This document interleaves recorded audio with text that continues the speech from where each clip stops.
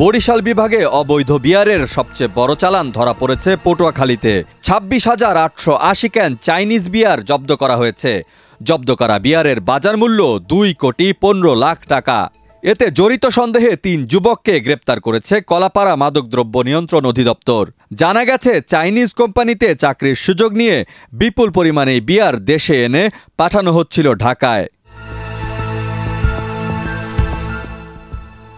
শুক্রবার ভোর রাতে পটুয়াখালী টোল প্লাজা থেকে একটি কাভার্ড ভ্যানে এসব বিয়ার জব্দ করা হয়। এ সময় গ্রেপ্তার করা হয় বাসিরুল ইসলাম এবং মেহেদি হাসান রাব্বি নামের 2 যুবককে।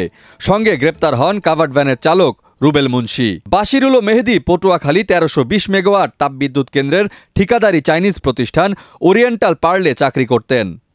গোপন সংবাদদাতার সংবাদ মোতাবেক এবং তার দেখানো মতে এই কভার ভ্যানটি আমরা সিগন্যাল দিই টিয়াখালীর মোড়ে।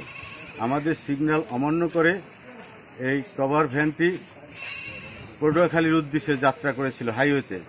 আমরা তার পিছু ধাওয়া করি। তাকে ধাওয়া করতে করতে পটুয়াখালী টোল প্লাজা তাকে আটকাতে আমরা সক্ষম হই।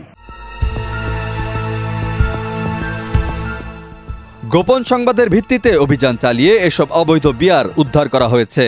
ধারণা করা হচ্ছে, চীন থেকে নৌপথে বিয়ারের চালানটি পায়রা বন্দর হয়ে কলাপাড়ায় আসে। এখান থেকে ঢাকায় পাচারকালে সেগুলো জব্দ করা হয়। এটি বরিশাল বিভাগে জব্দ করা অবৈধ বিয়ারের সবচেয়ে বড় চালান।